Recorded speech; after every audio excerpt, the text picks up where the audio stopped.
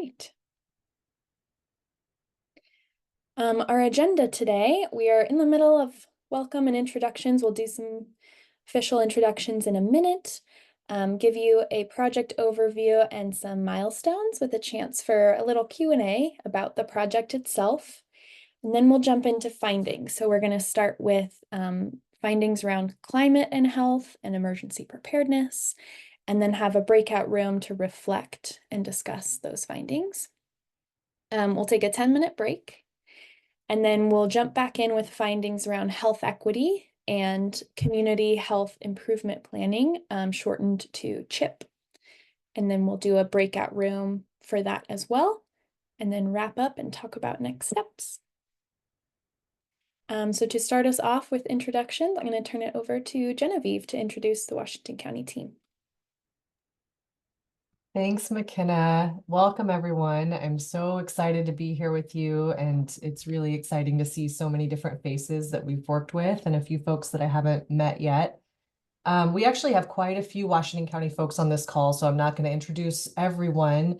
It's really exciting, though, that we have so many people that are interested in being here and listening in today.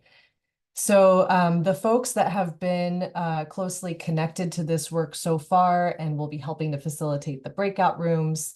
Myself, I'm the Community Partnerships Coordinator on our strategy team for public health. Kathleen Johnson is the Community Environmental Health Senior Program Coordinator. Amy Sturgeon is the Emergency Preparedness Coordinator. Magdalena Ramirez is the Traditional Health Worker and Health Equity Coordinator. And Laura Daly is our policy and planning coordinator, and also works on our community health improvement plan. So we're all excited. If folks that I just introduced want to give a little wave, please feel free to do so. And we'll pass it back to you, McKenna, to continue. I think actually Elena's going to continue. Go ahead. It'd be me. Yeah. Hi, everyone. We wanted to briefly share the READ group team. So we've had the great pleasure of working with Washington County Public Health over the past year and a half on this project. McKenna and I co-lead from READ group, and we have had the great benefit of working with Elizabeth as a project coordinator and a design lead, Erin. Just a little bit about READ Group. We are a social impact company located in Oregon City, Oregon. We do work across the Pacific Northwest and across the US. Our work focuses on, our work focuses on public health evaluation, research, and planning. And in particular, we love to work with clients who share our values on centering equity and learning together. We, as I mentioned, our office is located in Oregon City, Oregon. It's important to us to read a land acknowledgement. So as an Oregon-based firm, we sit on traditional lands and waterways of the Clackamas Chinook bands, Kalapuya, Cathlamet, Molalla, Multnomah, Tualatin, Tumwater, Wasco, and many other tribes of the Willamette Valley who made their homes along the Columbia and Willamette rivers for the last 11,000 years and who continue to live and work here. We are so eager to hear a little bit about who you all are. So please just take a moment to share in the chat your name, your pronouns, if you'd like, and then maybe just in a word or a sentence, what made you show up for this data party? Go on ahead.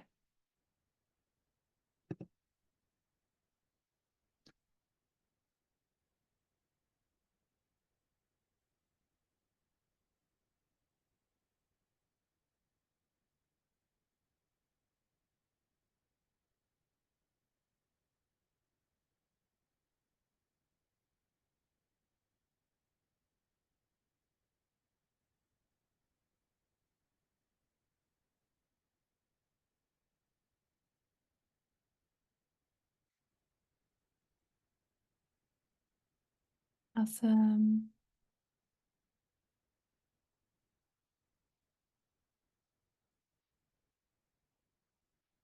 Oh, somebody loves data. We have some kindred spirits. Oh, great. Thank you for those of you joining from the Washington County Public Health Advisory Council. Thank you all these awesome community partners who have been engaged at various points and are curious where we've landed, what we've learned. Awesome. Dula, Erika, yeah, data party. Awesome. Community health workers joining. Great. Some health system partners. This is fantastic. Folks ready to listen and learn. Great. We're so excited to share with you all. All right. Such a pleasure. Thank you all for being here. We did want to note, uh-oh.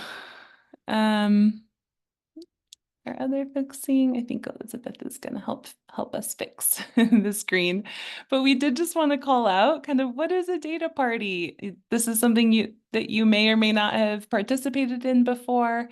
But really, it's an opportunity to kind of connect with others who share your interest and passion for the health of your community, to learn a bit about this project and what folks care about on these community health issues, and to share your own perspectives and experiences so that collectively we build our shared understanding, our shared will for improving health in the community.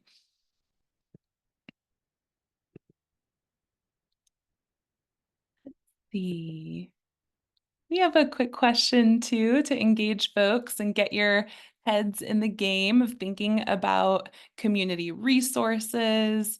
So what's one community resource that you use and appreciate? It could be in your kind of immediate neighborhood, or a resource you access in the county. We'd love to hear from you all. Feel free to chat it in.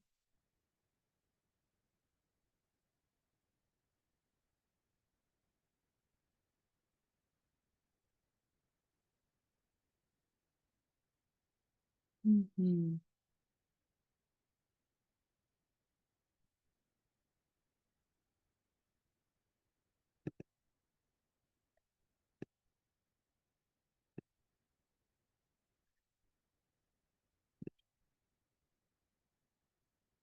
Nice. Folks really appreciating the park infrastructure. Yeah, roads, sidewalks, schools, escuelas, public transit, libraries are the absolute best. I have young kids and I don't know what I would do without regular multi times a week trips to the library. Bike lanes are very much appreciated. Yeah, great. It's really important to think about kind of what services exist in our community, but also what the built environment looks like, what it feels like as we kind of navigate our day-to-day lives. Do we have community resources that support our health that we use and appreciate? So thank you all so much for sharing a bit. All right, I'm going to turn it over to Elizabeth to give us an overview of the project and some milestones. Hi, everyone, and welcome. So let's go ahead and discuss a bit about the project and some of the milestones that we encountered during this project.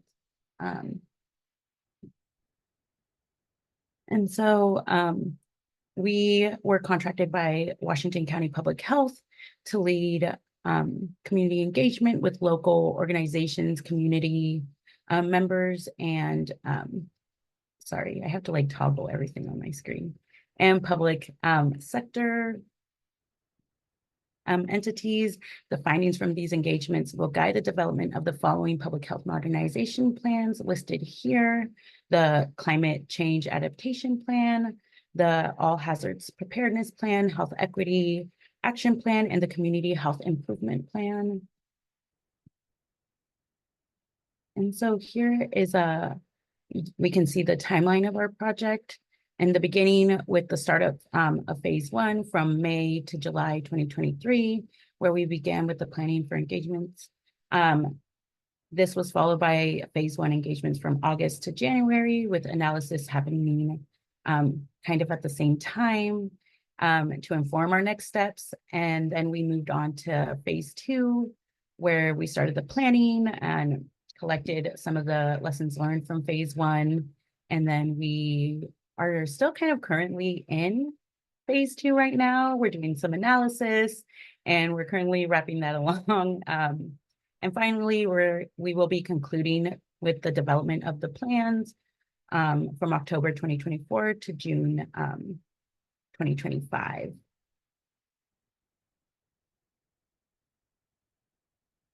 And these are the following are the engagement principles: prioritize hearing from historical marginalized groups, reduce burdens on community, ensure engagement activities meet accessibility needs, staged process, improve partner relationships, build community capacity.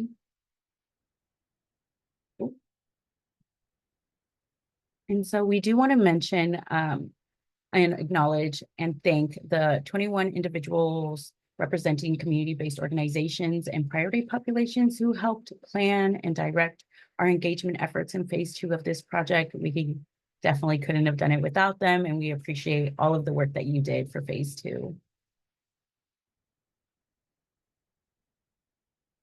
And so we did a total of 45 engagements, 34 virtual, 11 in person.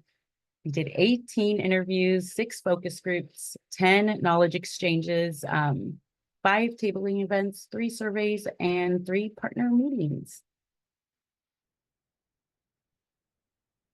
And these are some of the events that we did, in-person engagements. And you can see there's a little map right here that shows where these were taking place. And so they're a little bit spread out, and it's really exciting to see where they were.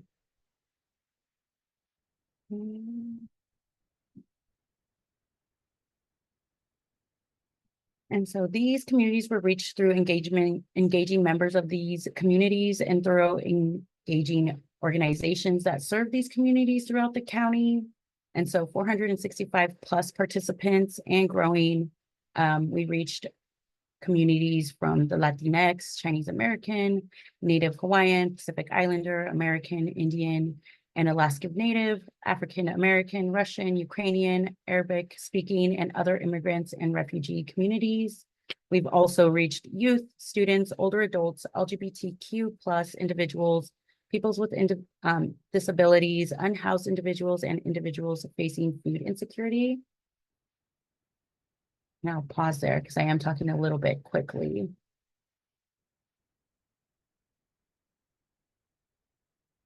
Okay. Go ahead and move to the next slide. And these are our community engagement topics. We have climate and health, emergency preparedness, health equity, community health improvement and planning.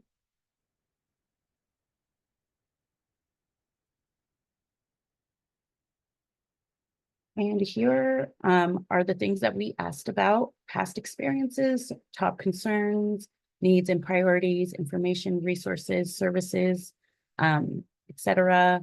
Partnerships with Washington County, strategies for building community capacity, opportunities for deeper partnership and collaboration, and measures of success.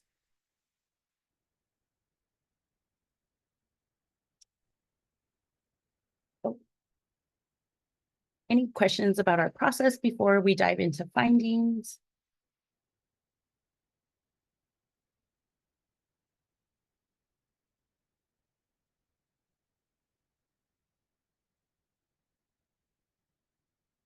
I'll give everybody like a couple of seconds, just in case.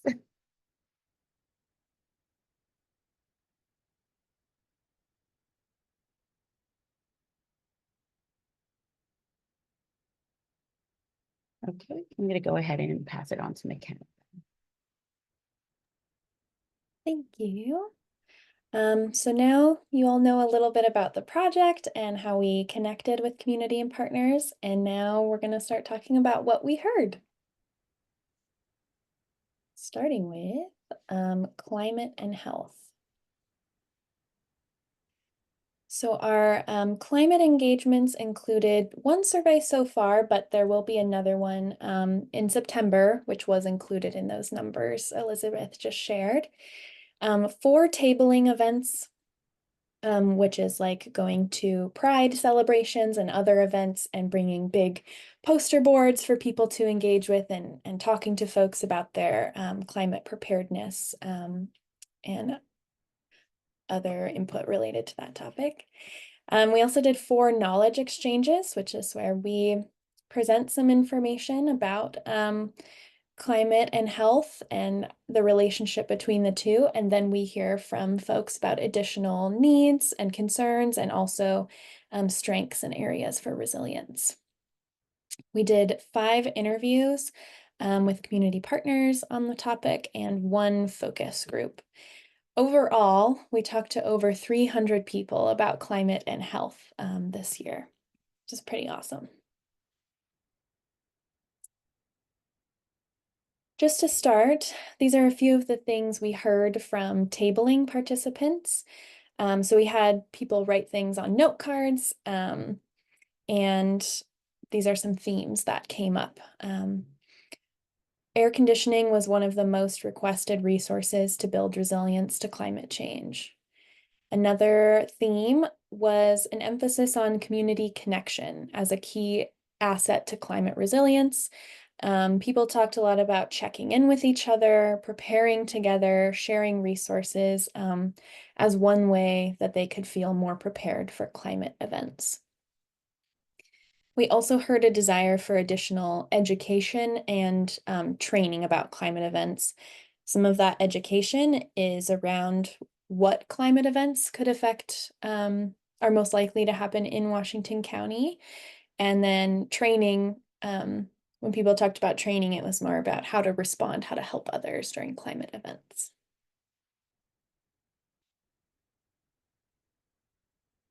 As I mentioned, this summer we did some surveying and tabling, and we asked people which events they felt most prepared for or tried to get a sense of people's preparedness. We asked them in slightly different ways. So for tabling, we said, which of these events are you most prepared for? And we had people vote. Extreme cold was the one people seemed most prepared for, followed by extreme heat. And then a distant third, smoke and air pollution, and then wildfire, and then floods. On the survey, we had people rank their preparedness from the same list of climate events. So we had them rank from 1 to 5, 1 being not at all prepared and 5 being fully prepared. People generally fell somewhere in the middle and in kind of the same order. The average level of preparedness was highest for extreme cold and then wildfire, followed by extreme heat, and more closely this time by smoke and air pollution and floods.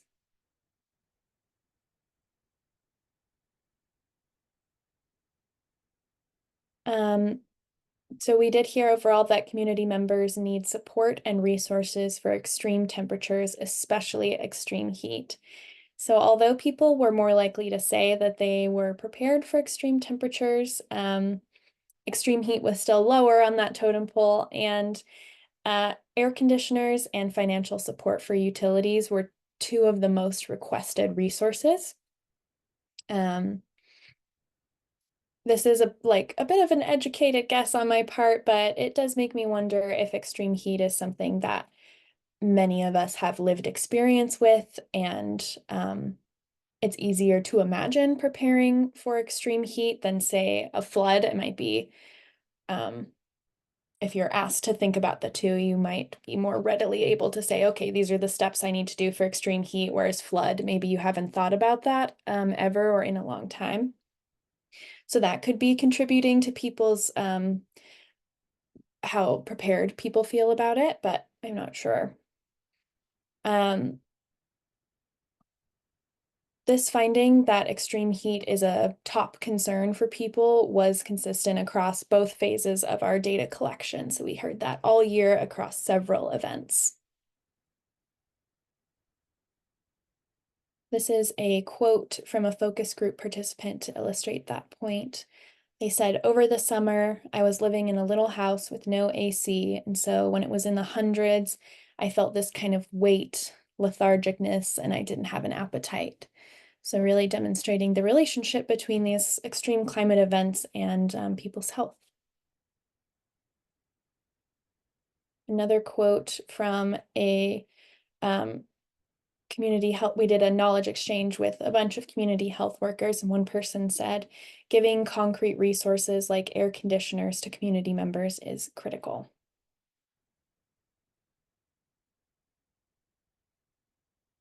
Another theme that we heard from a lot of people are that community members want local information and resources.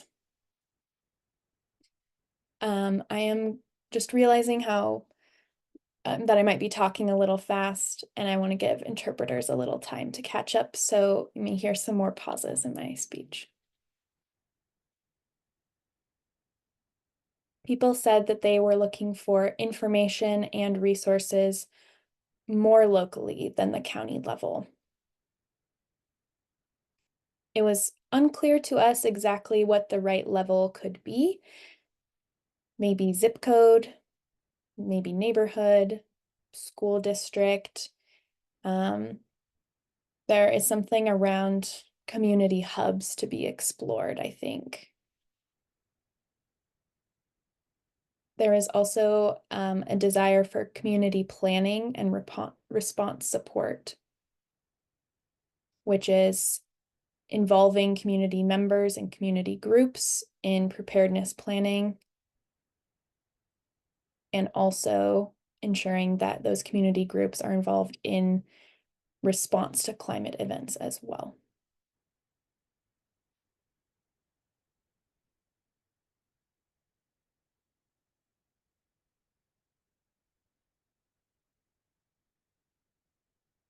So as I mentioned, community really wants to be involved locally.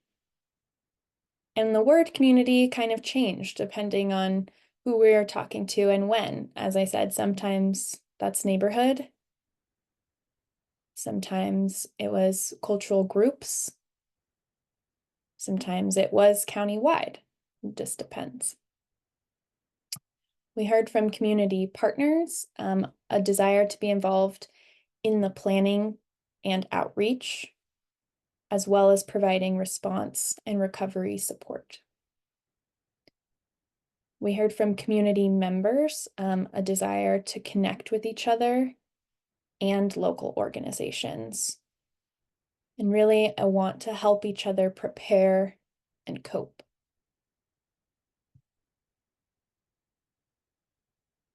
There was this sense of collectivism in many people's feedback of taking care of each other.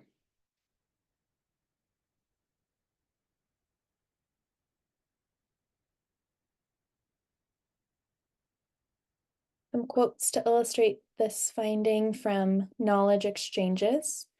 One person said, "We want to identify the resources that exist and the resources that are needed in every community and neighborhood." Another person said, "Where can community members go to be safe during emergencies? Where is a neighborhood meeting point? How can I get reunited with my kids who are at school?" So even in these quotes, different ideas of what is local, what is community-based.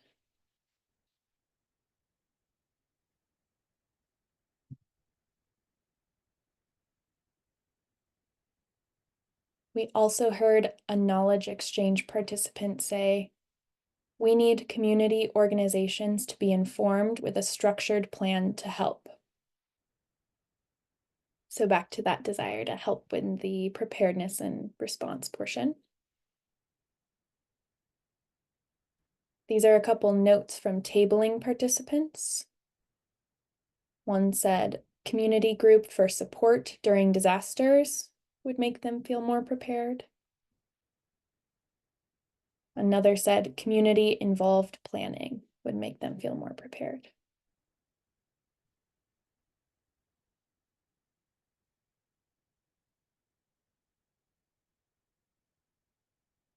Community members highlighted challenges preparing for and dealing with climate events on an individual level.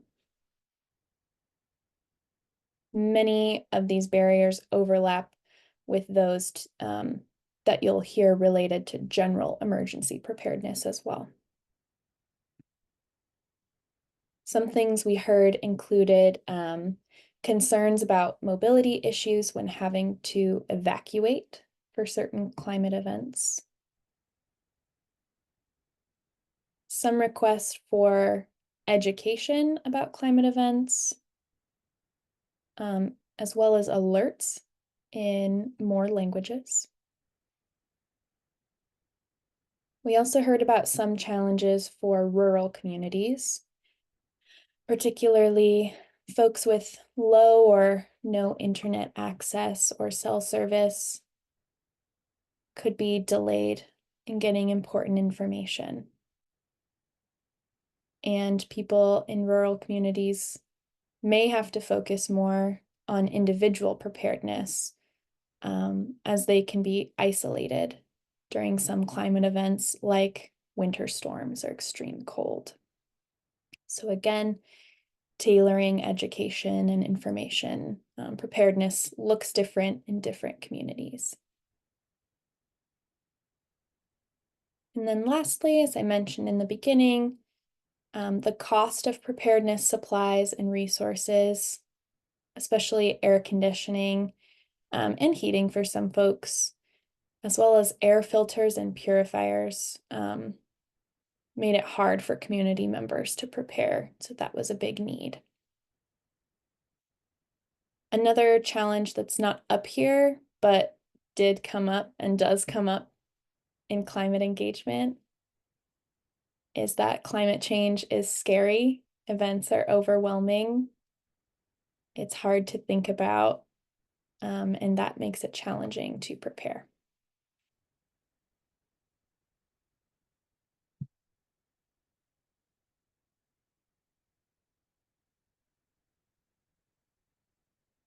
This is a knowledge exchange participants' reflection on the current climate and health vision statement.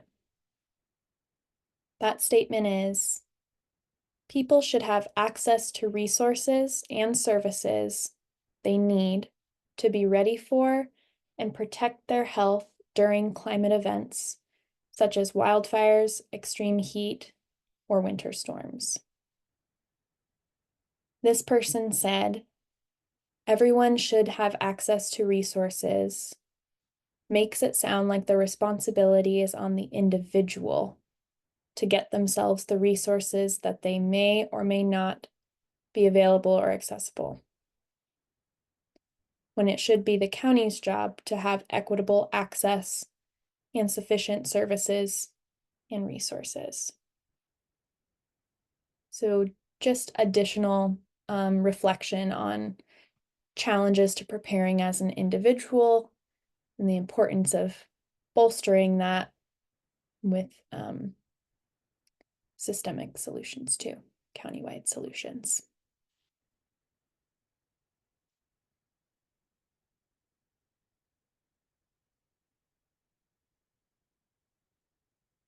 Additional comments around this from tabling participants.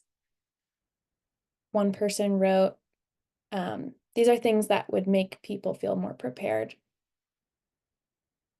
One person wrote, low cost or free resources. Another person wrote, regularly updated information in many languages. And another person wrote, outreach to people living out in the country. If the internet goes down, how can we get info?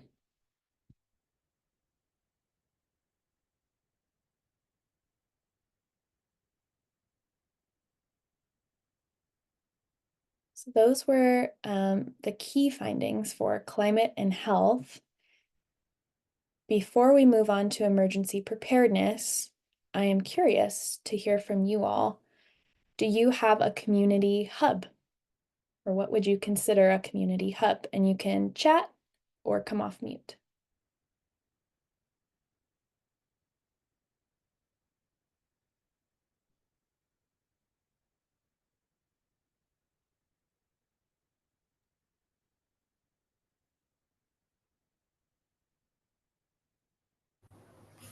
Hi, this is Anna Diana, and I live in Forest Grove, and I'm not aware of any plan or community hub that we have here locally.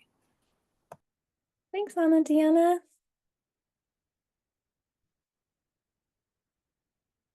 Rachel says, I don't know what the definition of hub is in this context. That is fair.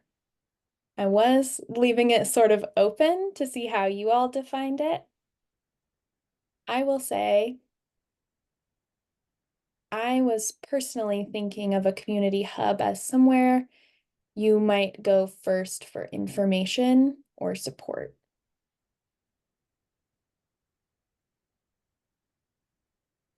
You see in the chat. I'm going to read a couple in the chat and then call on you, Delphina. Kathleen says good relationships with multiple neighbors. Could rely on them. Katie says after school and summer providers. Washington County kids. ICO is about to become a community hub. Woohoo! Larissa mentioned a local HOA clubhouse. Nice. Delphina, go ahead. Sí, gracias. Buenas tardes. Mi nombre es Delfina. Yo trabajo para United Oregon. Bueno, no sé si sea el mismo programa del que están hablando del clima, pero aquí en el condado de Multnomah he estado yendo a unos entrenamientos que están dando los bomberos y es para cómo apoyar, pero creo que es apoyar en desastres, pero a las víctimas. Entonces, no sé si es casi igual o usted es de otro tipo de los de clima. Gracias. Y eso es gratis también. Wonderful. Some community support We can translate that. to wildfire. Go ahead, Elizabeth. So what Delfina was saying was that there's a resource where firefighters are providing a training for climate.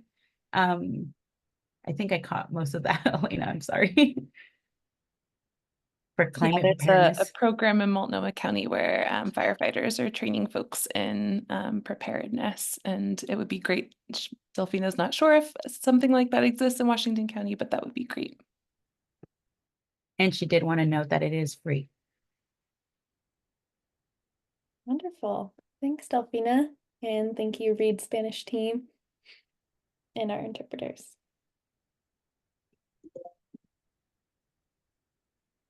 All right. Well, feel free to continue sharing in the chat, but I am going to turn it over to Elizabeth to talk more about emergency preparedness.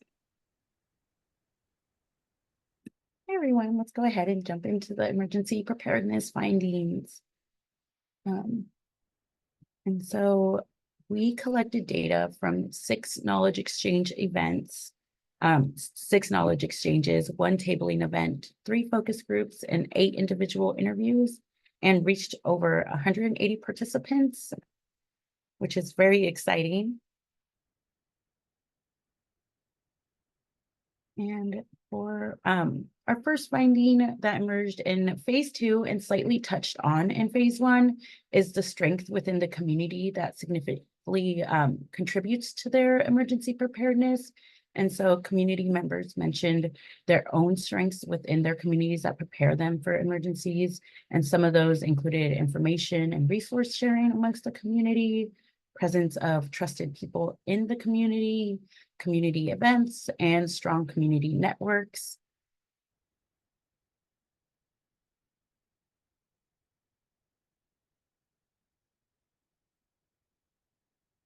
And so the following quote demonstrates the community members' perception of their own strength. The only reason we bounced back as easily as we did was because everybody worked on it together and everyone threw in together, and it became like a community rebuilding thing. And so this person was talking about recovery and recovery of a emergency event that happened in Washington County.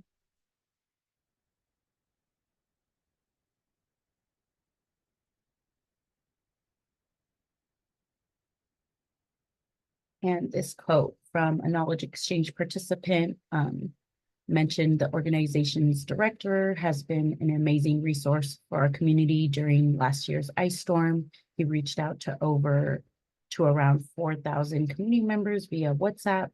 And so this participant is talking about how someone in their community, a trusted leader in their community, reached out to many of the individuals amongst their community. Sorry, I said community way too many times, but reached out to their community to help them during that ice storm that happened recently.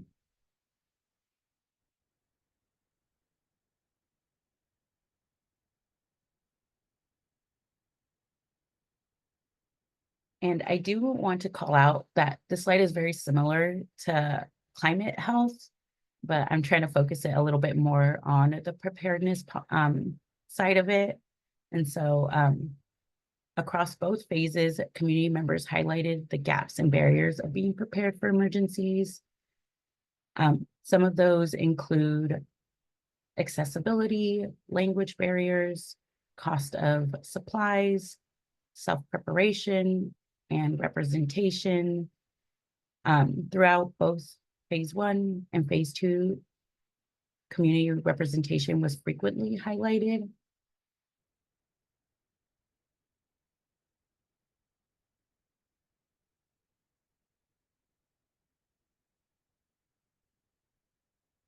And so this quote from a knowledge exchange participant, it is nevertheless expensive to truly prepare for, especially a big disaster. It takes time to set up a food storage, especially for those folks who are having trouble, even just getting through the week for feeding their families.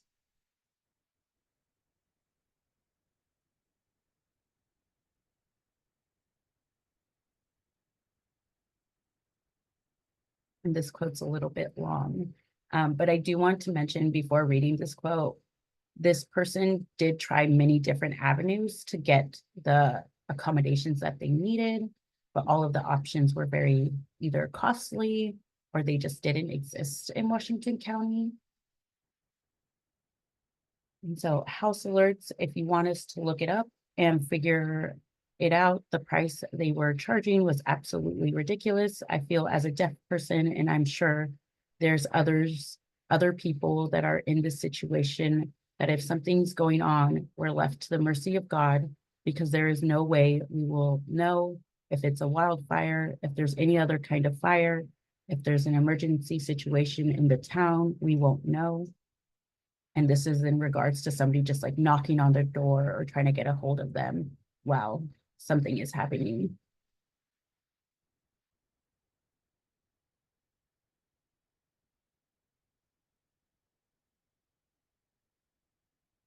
And so another finding that we found was participants called for improvements for communication, accessibility, and community engagement. So strengthening of community leadership, communication strategies with trusted messengers,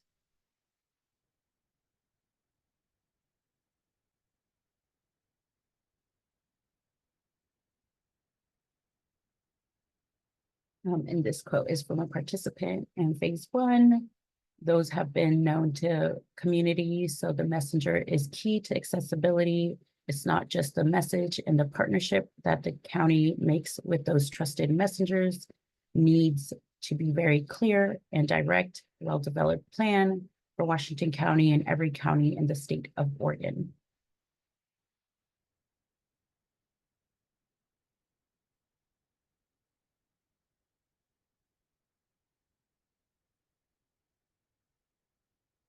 In a supporting quote, communities need to have access to culturally relevant materials and representatives who can communicate in their language.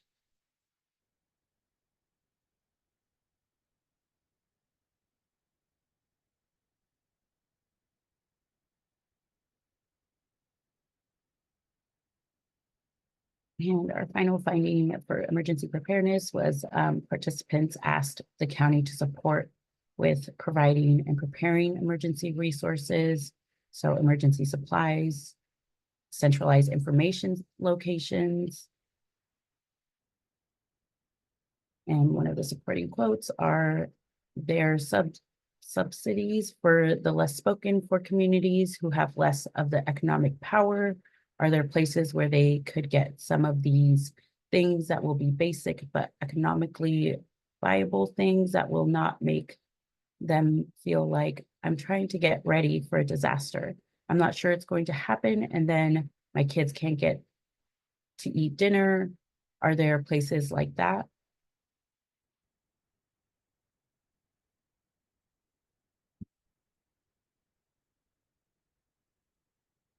Sorry, I'm going to go back to that quote because I realized I did not change the slide. So if you guys want to read it.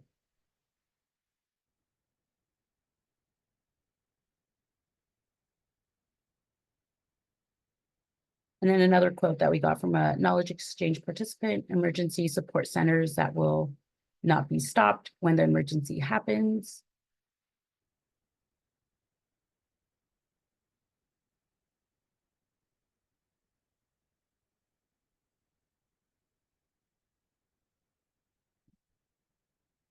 And another quote: I just wish there was some place I could go that someone could help me get my flashlight set up.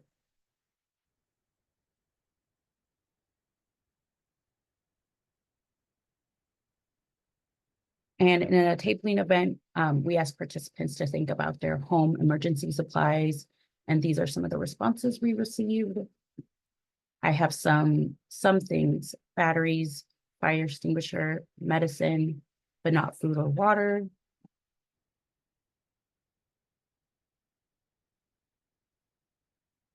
Assembling supplies is overwhelming. Enough water and food, where to store things. And someone said, I don't have these prepared.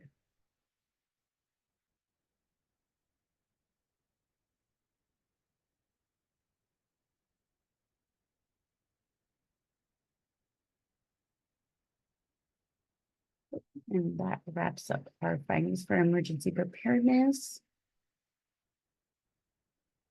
And now we are about to go into breakout rooms for a small group discussion. We have pre-assigned the rooms, and room number 1 will be in Spanish and all other rooms will be in English. If you end up in the wrong room and need to be moved, come back to the main room and I will be here to help you. Once you're in there, you will have about 15 minutes for discussion. Additionally, if you feel like you don't want to be in the English room and you want to go into the Spanish one, we can also do that as well. Just hop back into the main room. Are there any questions before I start breaking anybody out?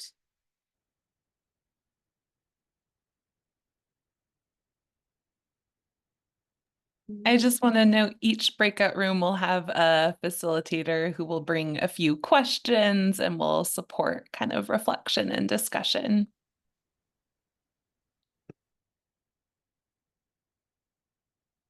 I'm going to go ahead and open all of them.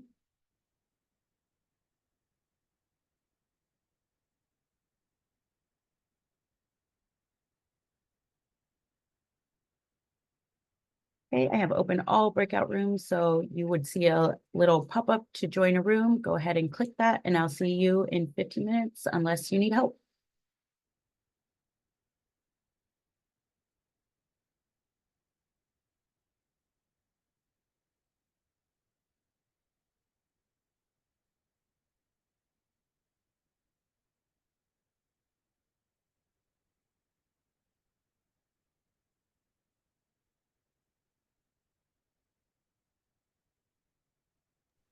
Can you put me to a Spanish speaking one?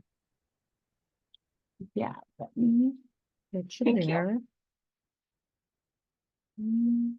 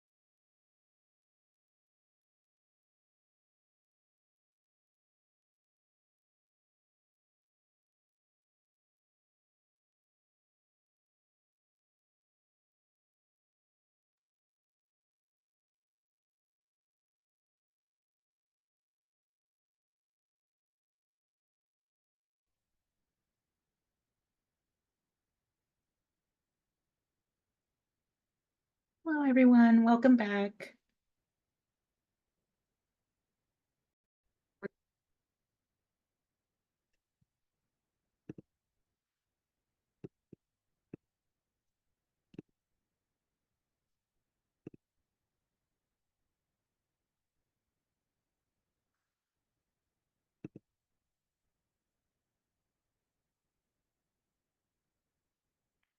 Okay, so now I'm pleased to share some findings about health equity from our health equity focused engagements.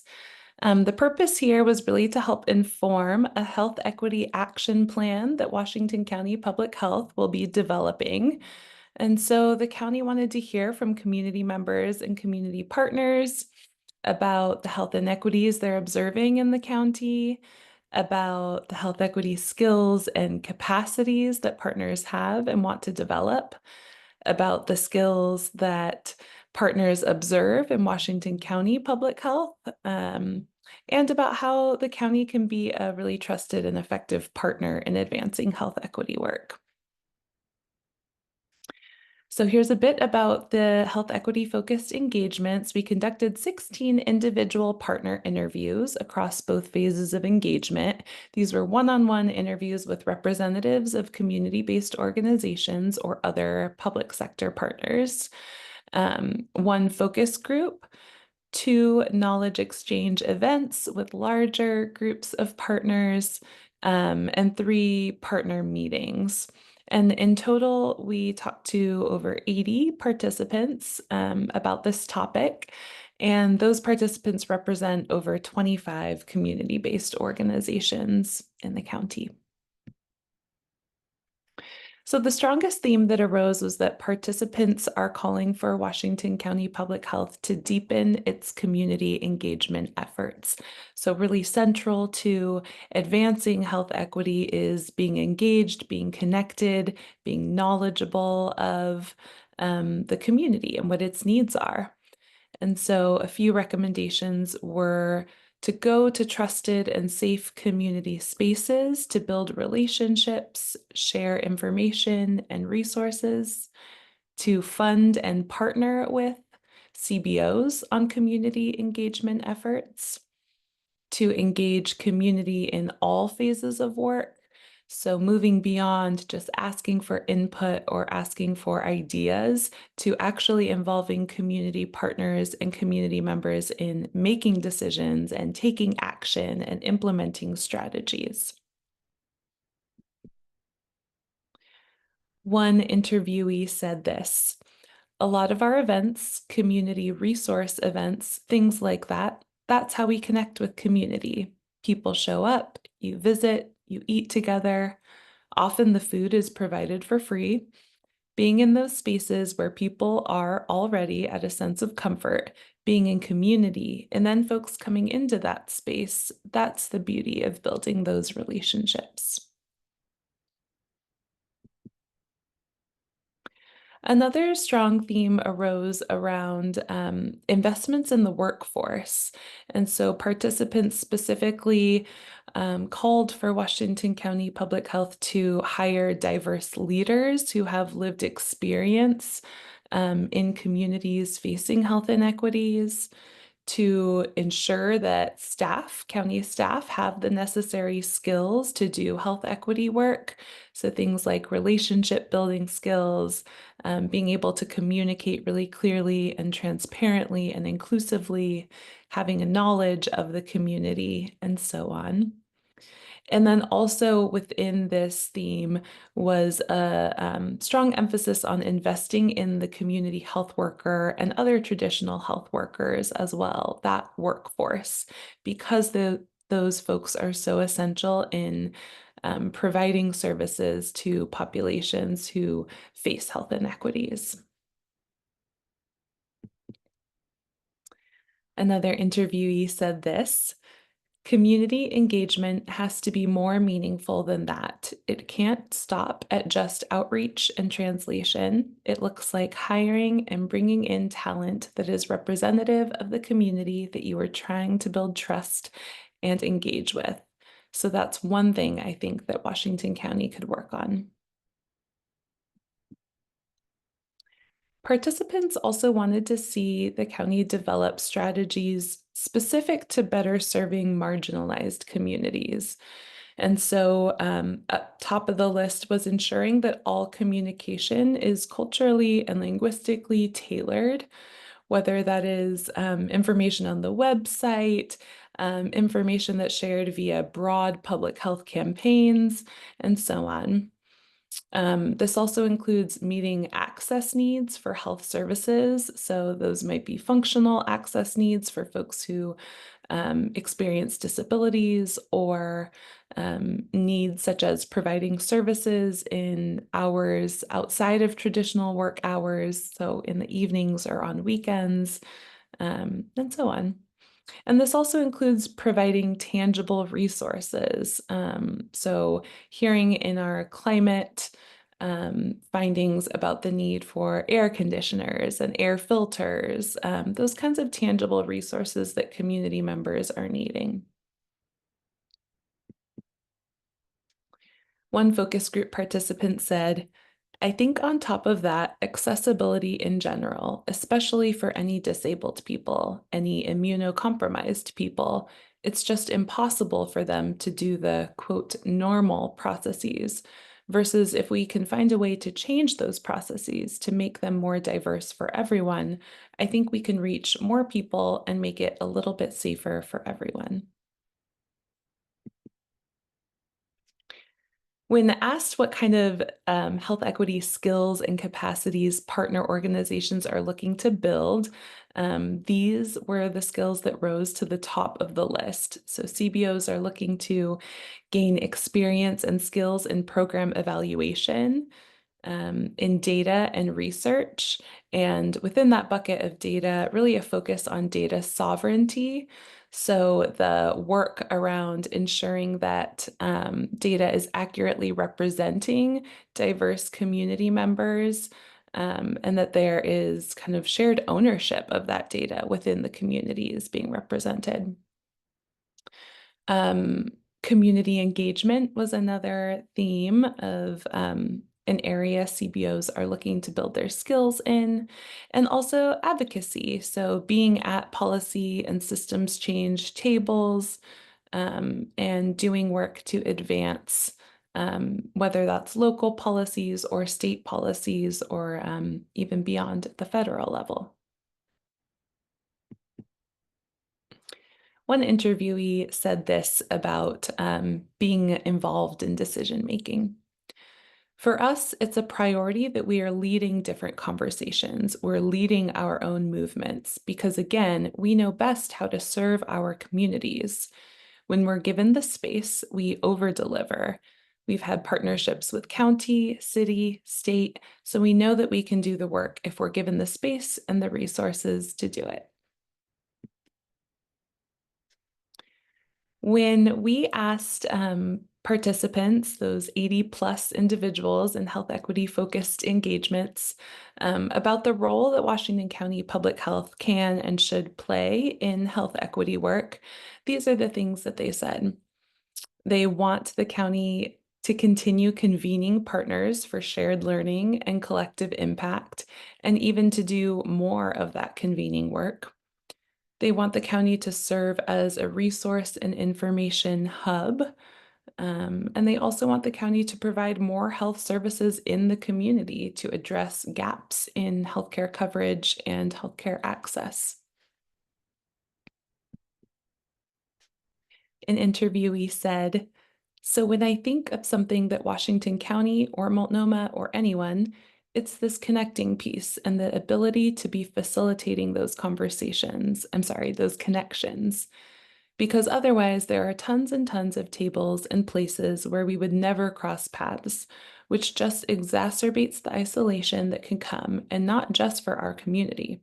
So really, it's that ability to proactively and intentionally bring the diversity of our community together in a shared space and for a shared purpose.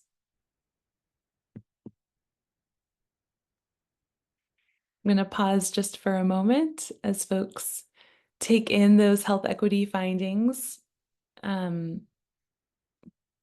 in a few moments, we'll have an opportunity to get back into breakout rooms and discuss those findings, as well as this section on community health improvement planning. So if you have any notes you want to jot down for yourself before we move on to the next section, please do that. Okay, our last topic that we talked with community members and community partners about is community health improvement planning. So Washington County has been involved as the backbone support entity for a series of community health improvement plans, or CHIPs, over the past 10 years. And they're currently in a transition point, moving from a past CHIP into a bridge CHIP that will take them to a new CHIP in the next year or two. And at this point in the process, the county wanted to hear from partners about how to improve engagement and collaboration in the CHIP, and how to effectively really advance community health work at a regional level and in close partnership with organizations. So for these engagements, we conducted 4 partner interviews, individual interviews, 4 focus groups, 2 knowledge exchange events, and 2 partner meetings. We mostly spoke with folks who have been a part of the CHIP in some way or form, because we wanted to understand what was working and what partners see as areas of opportunity or areas for improvement. And in total, we spoke to over 70 participants from over 20 community-based organizations. So first, in reflecting about CHIP efforts in the past, partners shared that the CHIP has really fostered strong collaborations in Washington County. So through opportunities for relationship building with old and new partners, through Washington County providing support to uplift community work that is owned and driven by community members and partner organizations, and through low barrier CHIP grants that have really been effective at building community capacity. And finally, through launching new initiatives and through doing shared advocacy. These are all of the ways the CHIP has fostered strong collaboration. Partners, similar to those who we heard about in our, similar to those who we heard from in our health equity engagements, partners want to see some deeper community engagement. And so more effort in the community health needs assessment process to collect data from priority populations whose voices are underrepresented, so that the CHIP strategies are then informed by those needs. More outreach to community-based organizations to participate in the CHIP, including ways to compensate their participation, and more communication and touch points with the broader community about the CHIP. One interviewee said, "So it's important for public health to really know who is the population, where are the gaps in the population, who is doing the work directly with that particular population, and to continue to build those relationships, understand, work with those agencies that are providing that service to community members, to engage with them and to know who they are, and just to make that effort of continuing to have a good grip of what is happening." While we kind of focused on asking about the process, so the ways that people are collaborating and being engaged in the work, some partners did share about specific health issues that they would like to see the CHIP focus more on. And those were improving mental and behavioral health, improving access to care across the county, and building workforce capacity and connections. This is another theme that's really aligned with our health equity findings, but investing in the community health workforce, ensuring there's sufficient county staffing, and that there's diverse leadership, both within the county health department and across partner organizations, and in the leadership structure for the CHIP as well. Partners asked for more of a focus on measuring impact. So understanding whether the CHIP efforts are having an impact on the health of community members. So specific ideas that folks shared were to create data dashboards for each priority health issue, to track and report on health disparities, to gather and share stories from grantees and other CHIP partners as well. One focus group participant said this: all the work that the government does, that we do, it's going to be delivered to this community. But at the end, I would love to see something that we can hear. Okay, is the community feeling that all that work is worth it? Did they feel that they got what they need or not? Are we meeting the expectations? So really a focus on accountability there.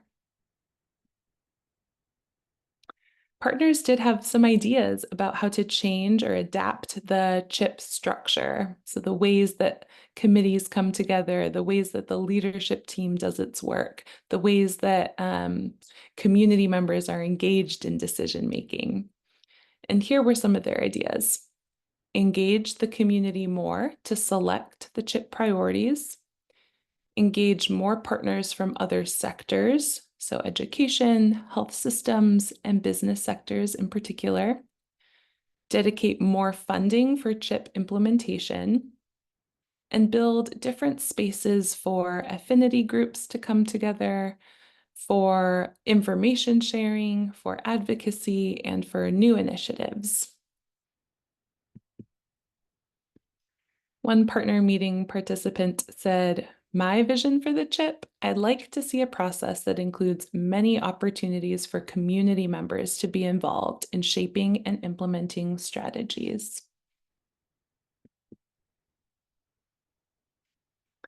So that includes our findings. And now we have the opportunity to go into breakout rooms to reflect on those health equity and CHIP findings, to hear from you all, your thoughts, your reactions, your questions, and your ideas for Washington County as they move forward to develop a health equity action plan and a new community health improvement plan.